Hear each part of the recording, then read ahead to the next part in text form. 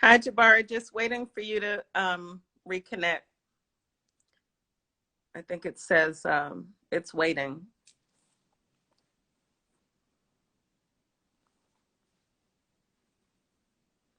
Oh, wow.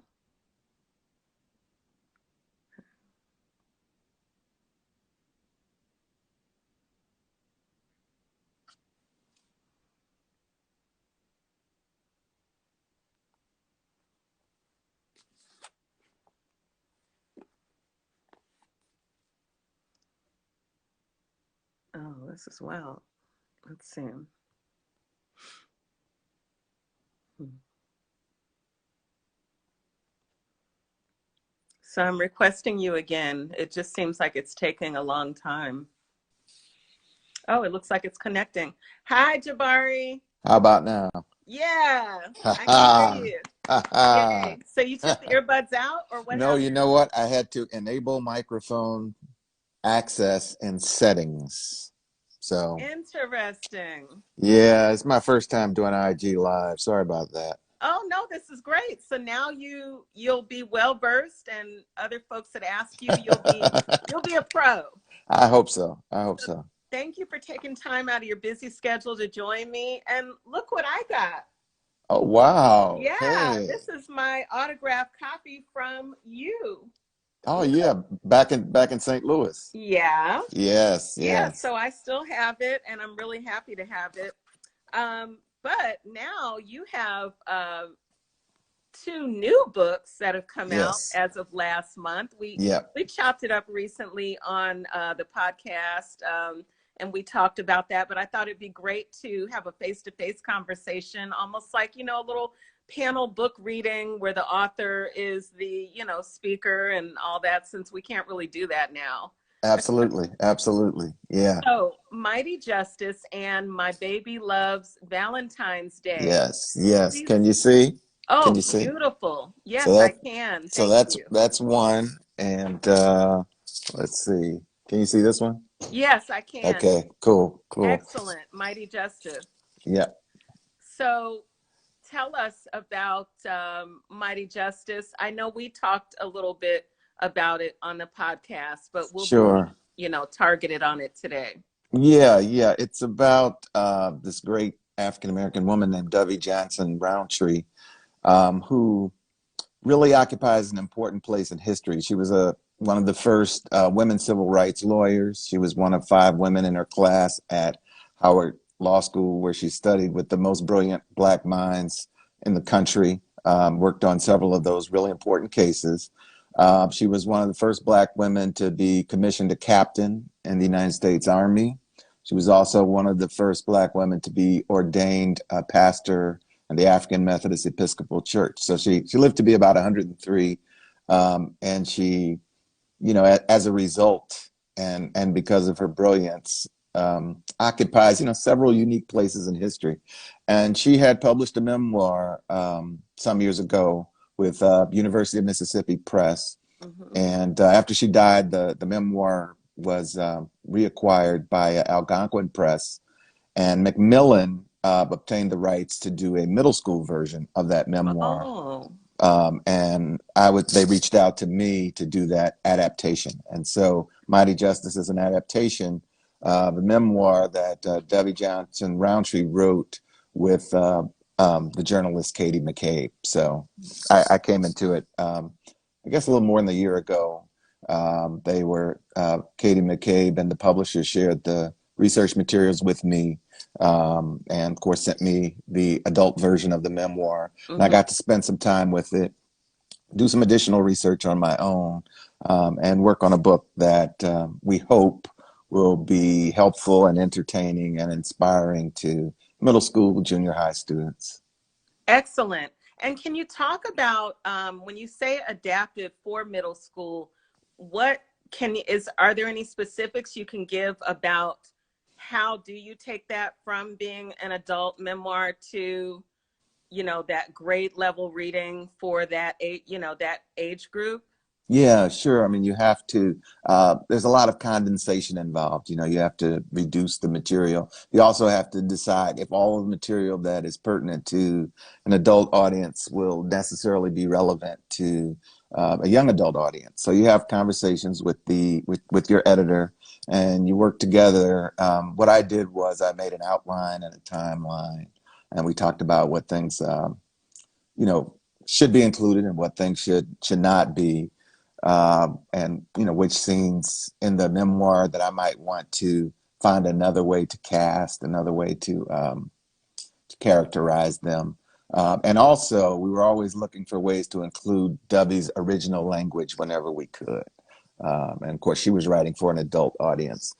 So those were some of the challenges involved. And that's typically what you end up doing when you're taking some material that was written for adults Mhm. and you want to make it palatable to younger readers. So it's a my editor, Connie Shu, was the primary editor on it, and she has a lot of experience working with that age group and working with young readers in general. We had worked together before, I should say. Mhm. She was my editor on Girl of Mine, Boy of Mine, and 50 Cents in a Dream, all of Okay. which all of which I did with Little Brown. And Connie moved on to Roaring Brook Press, which is an imprint of Macmillan, Mhm. and we had some conversations saying we wanted to work together again because we had worked together well at Little Brown, and so when this opportunity came up, it was a reunion of sorts, and so I relied on her expertise in terms of knowing the market, knowing the readership,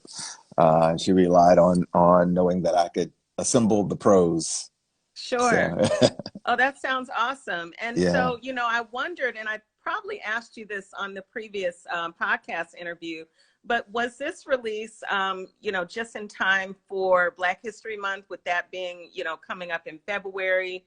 Did you already have some uh, pre-pandemic, some plans to do, some programs or different Yeah. events? Well, so much of that is done on the editorial and marketing side. I mean, I seldom give much thought to when a book is going to come out. I'm just concentrating on getting the manuscript together. And when they tell me the manuscript is good to go, then I may say, well, when are you thinking about bringing it out? Or I may not, because I will have moved on to my next project. So they'll usually tell me, we hope to have this come out on this date and this sort of thing. And they'll need feedback from me. That the author gets a couple of passes of the printed manuscript, and we go over it, with certain goals in mind. But the editor usually sets those goals and tells me when I need to have things done, and I let them worry about that. Sure. And will there be, possibly a follow-up, or might this book be a part of a series of other similar biographies that you may be adapting or writing for the middle grade group? Well, that very well could be. I mean, I think Connie reached out to me because I'm known for writing about historical subjects.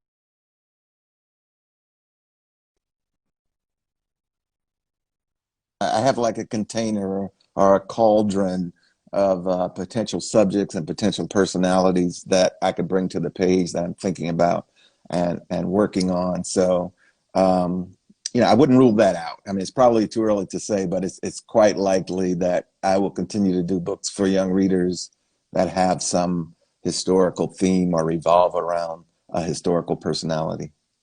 Sure. And that's fantastic. And so now, just kind of switching over to your second latest release, My Baby Loves Valentine's Day. And we did talk previously about that. But can you talk about, with that being a picture book, what your focus was for that, or that the series that you've been writing in, with creating in with the illustrator? Yeah, sure. This is it's the third in a series of holiday themed board books. I'd done four board books before. Whose toes are those? Whose knees are these? Girl of Mine and Boy of Mine. And those books, I'm fortunate they've had a really long shelf life. They've found their audience, Yeah. and they've been really popular, and they continue to sell well. And I'm grateful about all of that. So I had been thinking about um, doing more board books, aimed at baby readers Uh-huh. and readers who are babies who are going to have the book read to them, and books that are finger friendly and teething friendly, that Right. format. So Tamara Mays, who's an editor at Harper Kids, knew about those board books, and she reached out to me, and we had some conversations about doing some board books with a holiday theme. Mm-hmm. And so we did My Baby Loves Christmas, My Baby Loves Halloween, and now My Baby Loves Valentine's Day. And they all feature the same African American family observing these particular holidays. And a beautiful little African American girl is the heroine of each book. And she was designed and created by Tara Nicole Whitaker, who is a wonderful African American illustrator, animator, director of animated television. Does really wonderful work, and it was Tamar's, our editor's idea to bring the two of us together on these projects, and I think it's worked really well. I came up with the words. Tamar would edit them, then we would pass them along to Tara and let her filter them through her artistic imagination and come up with the scenes and. She did a beautiful, really beautiful job. And I couldn't be more pleased with not only the new book, but the two she'd done before this. Sure. Yeah, I mean, it's a really sort of magical, mystical process to work with illustrators because when I'm done, it's just typewritten words Right. on some sheets of paper, and I work really hard on those words, and I'm also trying to imagine how they might look illustrated. And whatever I come up with, and I've got a pretty good imagination, whatever I come up with never matches what the illustrators come up with because they are so good at what they do. It usually far exceeds whatever I imagined.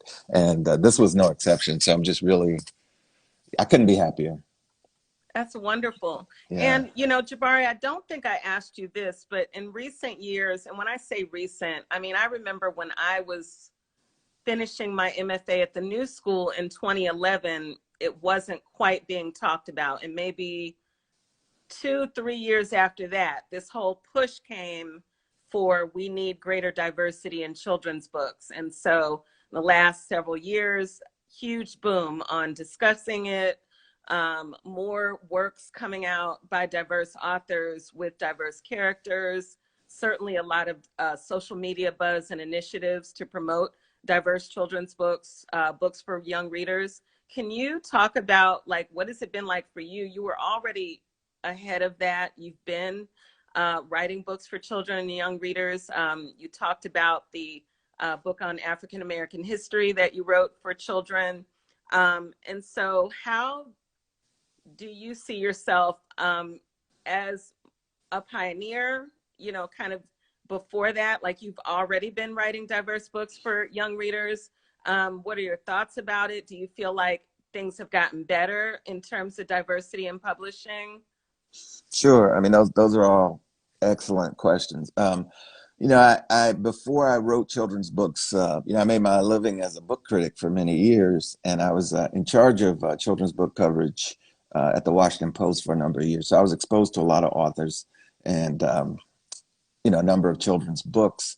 And there were always, some African American authors and illustrators out there doing great work. I mean, years ago, you had people like John Steptoe and Lucille Clifton and Jerry Pinkney and Walter Dean Myers. So there were Nikki Grimes. There were a lot of people who've been doing it a long time and just really doing an outstanding job. So I was aware of all those people.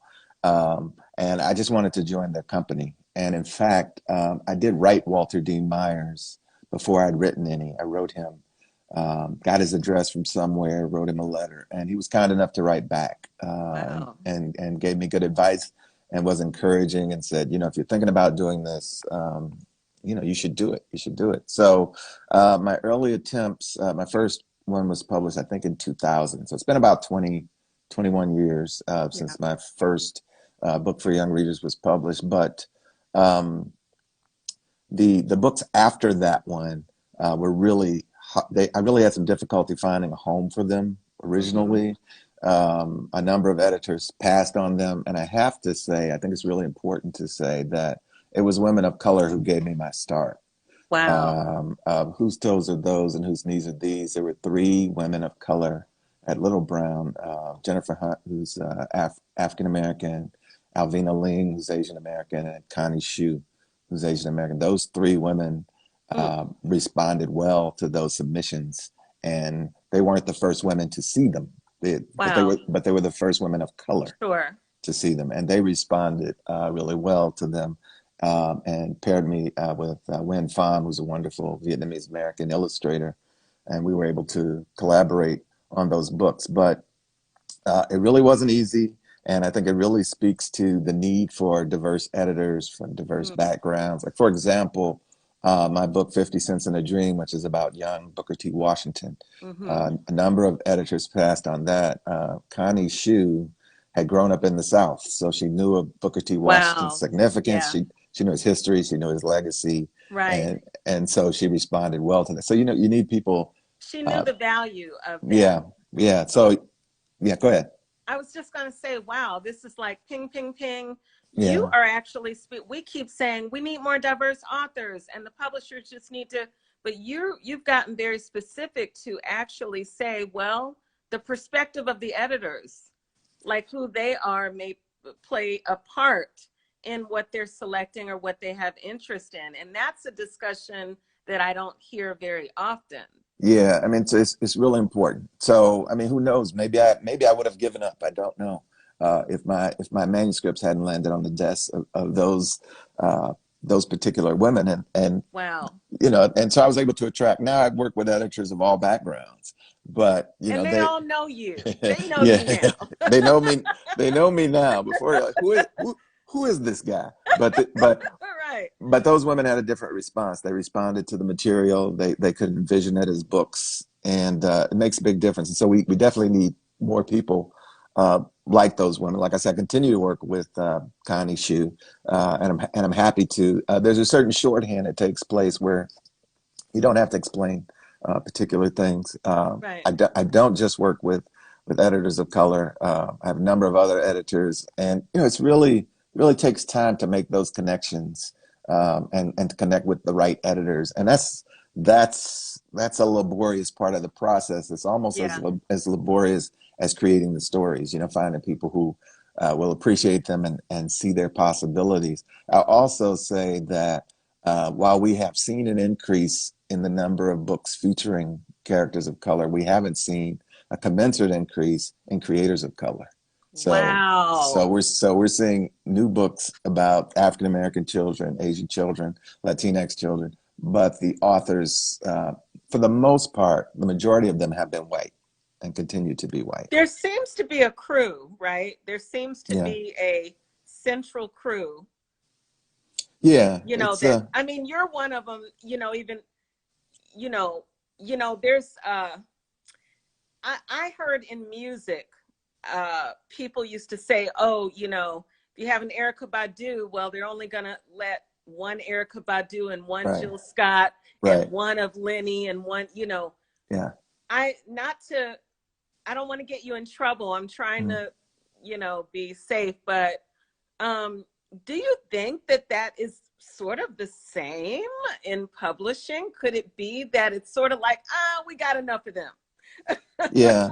Well, I mean, it's really hard to get inside the heads of some of these editors and figure out the thought processes. What I tend to do is once I have found an empathetic editor gets me, I pursue a long-term relationship with that editor. Wow, that is smart. Right. Like, I So, cannot let this one go. right, this is someone who gets me. So for example, I worked with an editor named Nancy Paulson on I know preaching. Nancy Paulson. I Yeah. follow her. Yeah. Nancy So, works with Jacqueline Woodson and and folks. Derek Barnes, Oh, and Derek, yeah, exactly. yeah, Yeah.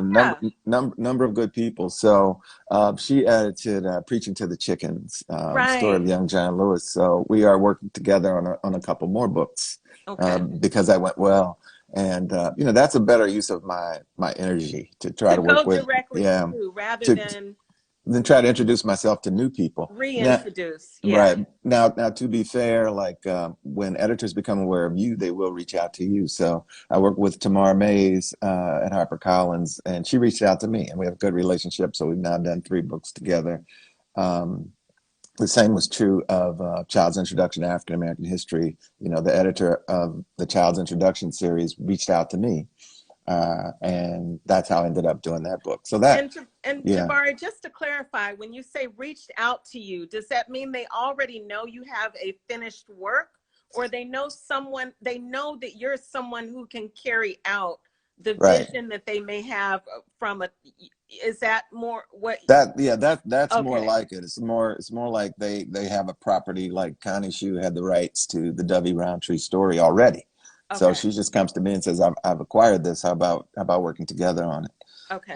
So in each of those examples, so with Connie, it's worked both ways. I pitched her ideas. She's pitched me ideas. And Nancy and I kind of work similarly. We have a conversation and kind of see Mm-hmm. what evolves from the conversation. But in some of the other instances, I don't have a manuscript, and they come to me and say, "What do you think about doing a manuscript Okay. around this I subject?" see. Yes, I do both. Yeah, And that's not very often. I don't think that's a known fact. You hear that with nonfiction. Oh, write a proposal and then write the book later. But you don't often hear that you can do that with fiction or children's books. There's, to me, always been this thought or this assumption that, you must finish and you should have a bunch of projects completed in your arsenal before you even try to present it to someone. well, I think that's true, though. I mean, I would hold on to that particular observation. I do think you need a bunch of arrows in your quiver before Yeah. because you want to be in a position to say, you don't like that idea. What about this one, right? Mm, And here's something I've done. And then adult books is a completely different world. I mean, that's true with fiction. Unless you're a megastar, sure. with fiction, you need a complete manuscript. That's Yeah. been the case. I've sold 3 fiction projects for adults. Most recently, a novel called Yonder, which Simon and Schuster is going to publish in spring 2022. Congratulations. Thank you. So, but when I pitched them, I pitched the complete manuscript. I didn't say Okay. I have an idea about a novel. I gave them the entire novel. Got Said you. I've written this. That's usually the case with nonfiction. I'm working on 2 nonfiction books for adults, also under contract with Simon and Schuster. Now, with those, I just had proposals. Okay. I didn't have complete manuscripts. So Got you. I'm in the process of working on the manuscripts now. Got you.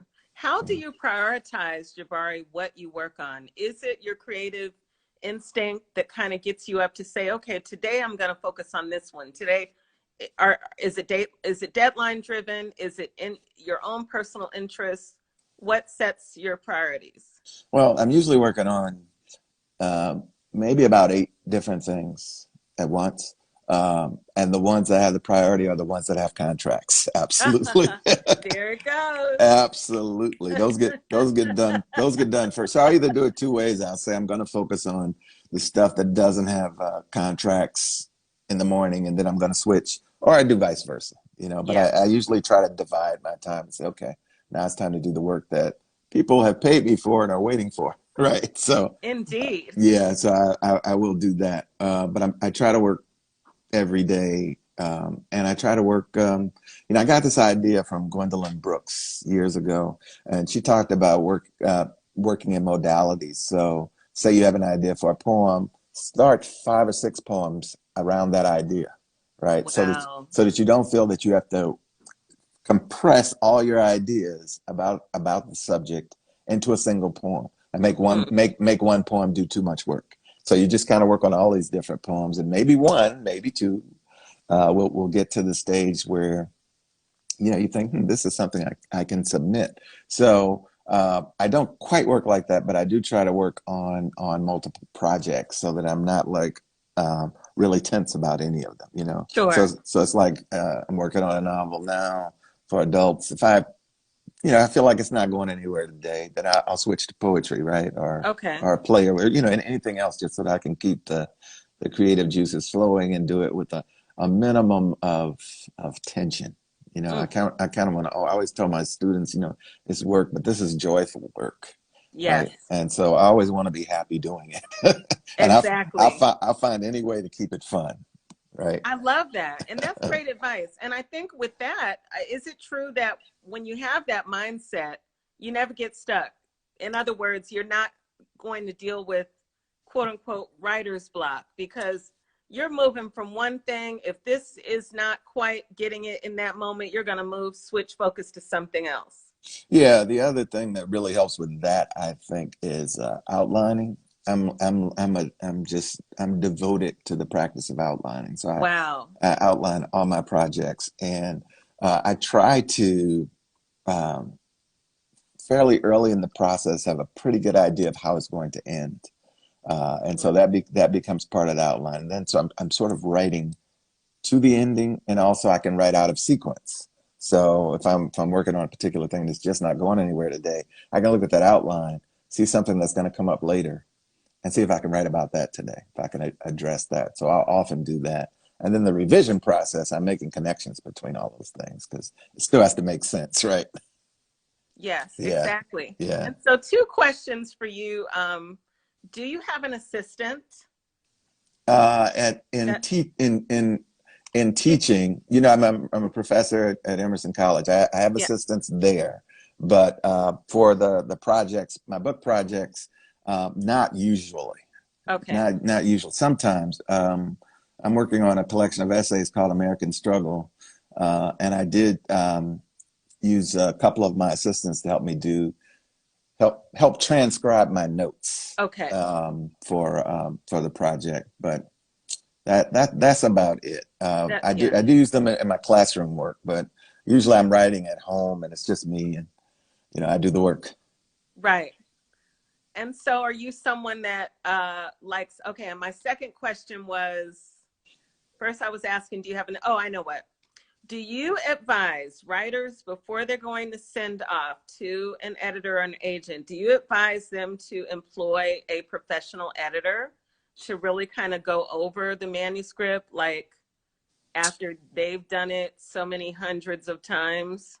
I'm hesitant to say there's one way to do things. That's not the way I've ever operated. Okay. But that might work for some people. One thing though is, for my day job, I mean, so I've been a professor, a few years now, but for most of my adult life, I've been a professional editor. That's been my day job, right? So I was a book editor, edited medical textbooks in St. Louis. Then I became an editor at the St. Louis Post-Dispatch. Then I became an editor at the Washington Post. Then I became the editor in chief of the Crisis magazine. So I say all that to say I am an editor. So I'm probably my best editor. So I'm going to edit it Okay. before my agent sees it. And my goal always, because I am an editor, is to have the editor that acquires it have very little work to do, Wow. right? That's And good. and I realize everyone doesn't have that background, right? Sure. So I wouldn't say don't send it to a professional editor. Right. If you feel you need that, you should. But I'm fortunate that that is my skill set. I mean, Right. that's how I broke into journalism, was not as a reporter, it was as an editor, right? So that's always what I've Wow. done. Okay. So maybe that's a unique situation, but I try to edit myself brutally. Mm. I try to be a pretty harsh editor, Wow. so that any other process that someone else subjects the manuscript to will not be nearly as grueling. No way. Wow. I'm gonna be really hard on it. And that's probably another reason Yeah. why your editors love you, Jabari, because you're doing the work, on the front end so that make it easier once you get to contract, you are just being pushed through. I hope so. I hope so. I always want them to say, I want to work with this guy again, right? Yeah. Because it's the idea is to have a career. So these are my 19th and 20th books, and I have several more under contract, and so that's always the goal. I want to keep a contract. I want to be working. I want to make a living talking and teaching and writing, And and writing. yeah, and we've been able to, to raise our kids this way, but That's amazing. it means keep doing the work. Exactly. And so, Jabari, do you, and maybe I'm unawares, but um, do you have an interest in any of your projects going to film? Is that something you're also looking toward? Perhaps your representatives have thought about that as well. Yeah, I mean that would be great. I mean, I haven't gotten any nibbles so far, but we always keep a line in the water, and I wouldn't be opposed to it. Mm-hmm. And in terms of being an educator, have you seen, I guess, a wide shift in what your students are focusing on, particularly since with everything going on that is social justice focused, in terms of writing and your student writers, have you seen a shift in the interest in what they want to write about? I think that that kind of shift is ongoing, and I think, say, like 3 years from now, we'll probably see an outburst of writing that reflects what we're going through now. But I think that it's hard to quantify these directions in the writing, but I think there continues to be a really strong interest in memoir writing, at least among the students I encounter in our program. They're outstanding fiction writers, they're outstanding poets, but there is a really strong autobiographical impulse, I think, Wow. that I'm seeing a lot. And so, in terms of these social justice movements, all the anti-Black racism that we're seeing right now, I imagine that some of the students that are in school right now, 3-4 years from now, we're going to begin to see their projects on bookshelves that reflect having lived through this Sure. time. Yeah. And with the added, you know, chaos of living through pandemic. And I think we talked about that. Has the pandemic or being quarantined, has it impacted your writing either Not, way? not so much. I mean, I'm kind of, and I don't want to use the phrase business-like, but I'm You're very a Teflon writer. I'm very Nothing can penetrate that no, focus. I'm very disciplined. I'm very Yeah. disciplined. I don't have any hobbies. I don't have any hobbies. This is it for me, This is it. right? Yeah. So, I've got my wife, I've got my kids, I've got my writing. I don't really need much else. Okay. So, telling me I have to be in a space with my laptop for many hours, I'm like, Right? okay, You're let's like, who with me? yeah, Great. let me see what I can come up with. Let me see what I can get done. So That is awesome. And I'm sure, any writers that are listening to you now or who will once the video is up will be comforted by that, you can really settle yourself down in this period and create and just focus on creating. yeah, I mean, if you are at peace with the idea that this is what you're here for, then you're gonna do it. And I was fortunate to stumble into that realization, decades ago. I found my thing. I found my calling, right? Mm. And so, um, You just went out. Okay. I can can you? hear you now. You I just went know I out saw for a second. that. I could see that I went away. I don't know what Oh, happened okay. there. So you Yeah, were saying you found your calling. right. And so, once I was secure in that notion, then, I haven't wanted to do anything else. So, I can't wait to begin. Mhm. And so what's next? Do you have particularly any hey Patrick, it's Patrick Oliver. Oh, hey, Okay. Patrick. Um, do you have any upcoming virtual programs, events for schools or libraries or Not, educator groups with not, two new books? nothing at the moment. I mean, tell you the truth, I've been on leave from my teaching job, and I'm about to go back Okay. the new semester, and so I'm really focusing my energy for a little while on getting ready for the semester, and also I'm the director of the MFA program, which means I read all the applications, and Oh, right. so it's about to be a heavy season for me Yeah, in terms of that. So I haven't thought as much about um, that aspect of the writing, sure. and my energy beyond teaching and directing the program will be uh, I'm readying some children's books projects Yeah. to pitch, Okay. ones that aren't under contract, and I hope to have a bundle of those that I can send out in early spring. And like I said, I have a couple of books under contract, nonfiction for Simon and Schuster, and so I'm going to have my head down. I'm working on those For things a for a while. while. Yeah, yeah. And so Pisces Chick 24 says, I don't know if you can see, says, "Hey cousin, it's Oh, Kim, proud of you." that's my cousin Kim. Yeah. And Jabari Maplewood Little Library says, yes, more children's books. Yeah, working on it. Working Yeah. on it. I don't know. The next one will definitely come from Nancy Paulson Books. I don't think she's scheduled it yet, but I know the illustrator is hard at work, and that will probably be the next one. That's awesome. And so, what do you think we need more of in terms of children's books? Everything, You absolutely, know? absolutely everything. Yeah, and certainly we need more characters of color that are born from the imaginations of creators of color.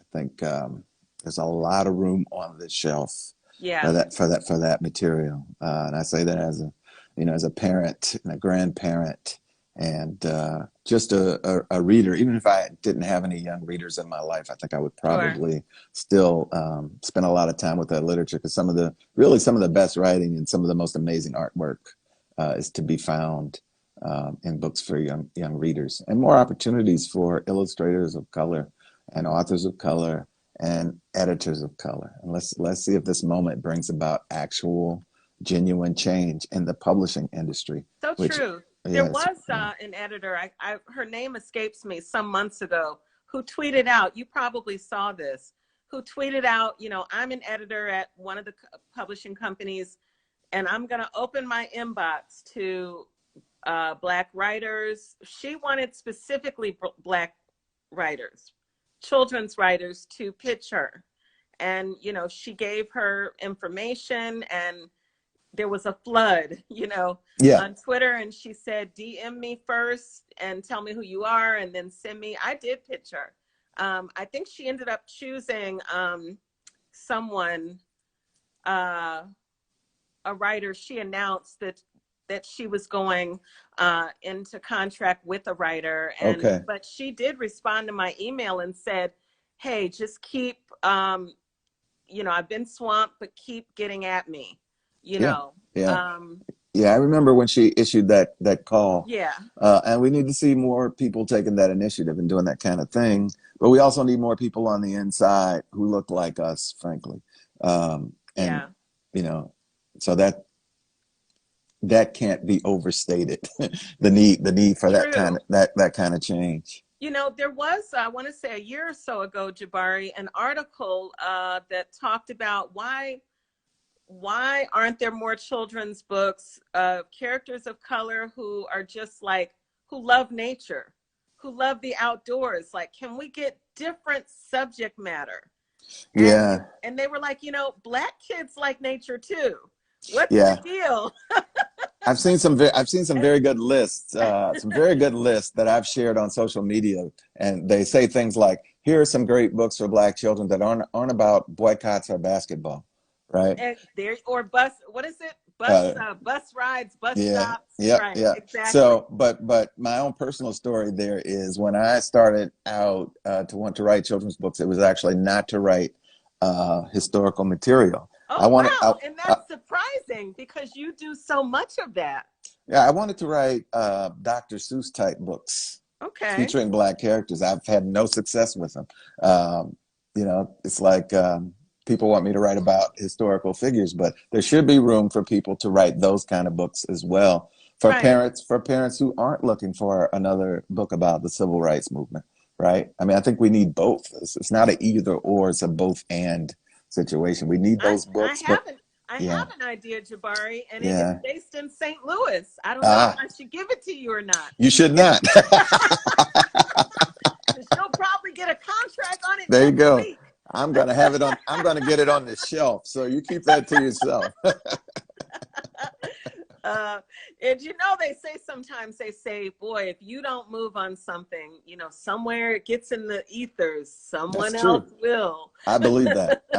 I believe that. And the public, like for example, let's say we both had an idea around the same subject. If we were white, we could both sell our books, Really? right? Yeah, sure. I mean, go to any children's library, and you'll see multiple books about white characters on the same subject.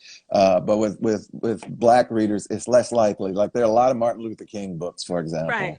There are some bus boycott books, but I think they are less likely to say, there's room for more than one book on this particular thing, Okay. right? So that's another way in which the disparity works itself out in a way that harmfully impacts our readers. Do you think that we are told, I had pitched a story and I still have it and I'm going to rework it.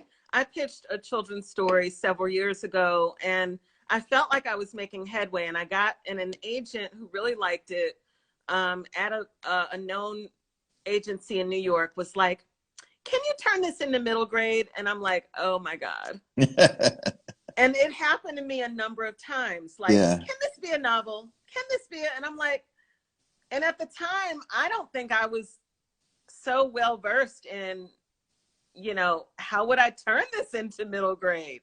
It was really disappointing. I didn't know how to do that. Yeah. Yeah. So it felt like, and it was more like, it felt like they were saying, well, if it were middle grade, I could, say yes. But it Yeah. really just still felt like a no, because you're asking me to turn it into something totally different that I didn't think about. Yeah. Yeah. Do you feel like if that happens, are you supposed to really try to, I mean, it would probably take months though, to Yeah. rack your brain to do that in order to get an in? Well, I mean, I think it really depends on the writer and how you feel about it. But in truth, when I pitched it, I would probably already have a middle school version in my back pocket, right? At least the first, say, 3 chapters and an outline. So if they said that, I could say, "Pow," So I call it circling the subject. I identify a subject, and then Mm, I think about the different forms it could take, right? So I kind of imagine it on a pedestal, and I'm walking around it. And I say, well, this could be a board book, but it could also be a picture book, or it could be a young adult novel. mm. So what would that look like, right? And then I try to come up with at least some skeletal form of how that would take shape. That's amazing. Jabari, how did you know to do that?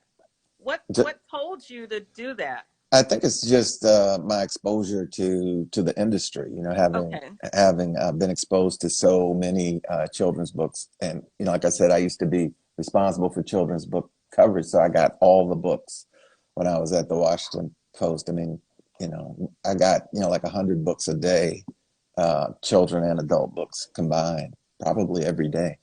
So you get an opportunity to really be exposed to what's out there, and to look at it from different angles. When we lived in St. Louis, my wife was a children's librarian, Okay. so she was in the industry as well. So Okay. so we talked about these things a lot. We bounced ideas off Wow, that's what an of awesome resource. oh yeah, oh yeah, and we bounced ideas off of our children. So. Hmm. Yeah, just in terms of thinking about it and You had a knowing, natural test group. I had a natural test group, and my goal was to be published. Yeah. And I was very serious about that. So I do think it's hard for some creative people to think about the market, right? Yeah. But I think it helps, especially when you're trying to get a foothold in the door, right? And another thing that I always do is when I do a children's book fair. There's always a percentage of the parents that are pretty vocal about what they would like to see, right? Okay. and they will tell you, like, I'll be signing a copy of Preaching to the Chickens, but they'll tell me what they're looking for their children that they haven't seen, right? And Mm, I'm paying attention to that, and so are the other okay. authors, right? Sure. We're thinking about these things, and I think it's wise to do so. Wow. That's awesome. And so Jabari, what do you hope for yourself for 2021? And then lastly, tell us how we can pick up your books and support you further. Sure. I hope to remain COVID free.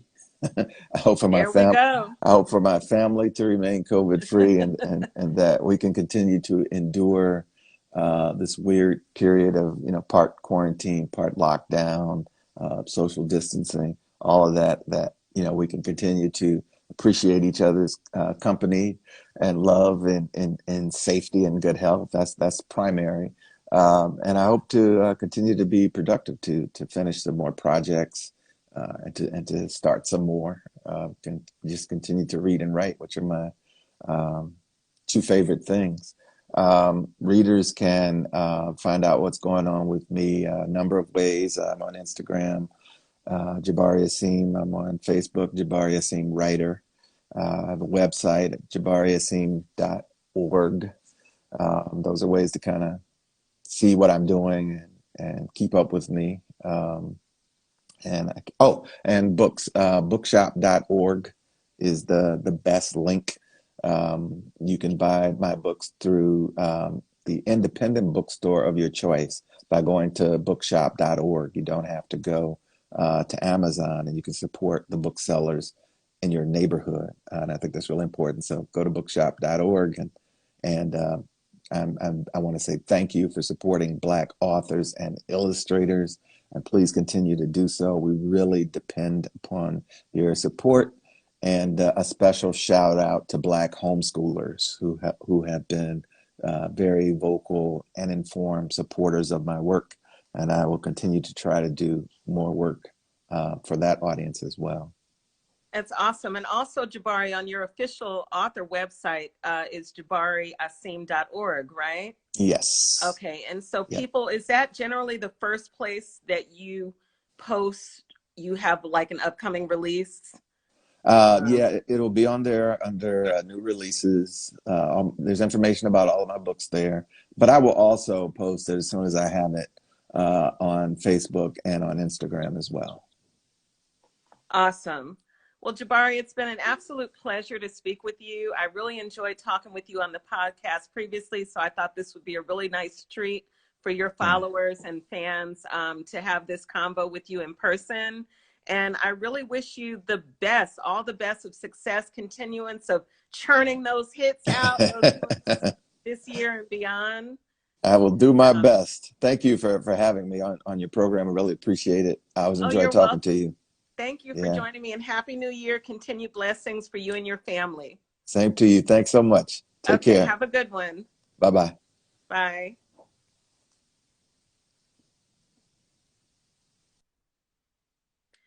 And I was just talking with my guest, a wonderful award-winning author, professor, children's writer, novelist, nonfiction author, Jabari Asim. Visit his website at jabariasim.org. Also purchase his books on bookshop.org. And this has been an IG Live edition of Nerdacity Podcast. If you want to listen to previous episodes of Nerdacity, you can visit anchor.fm/DuEwa Fraser, and also follow me here at Nerdacity Podcast. Thanks for joining us and have a wonderful day.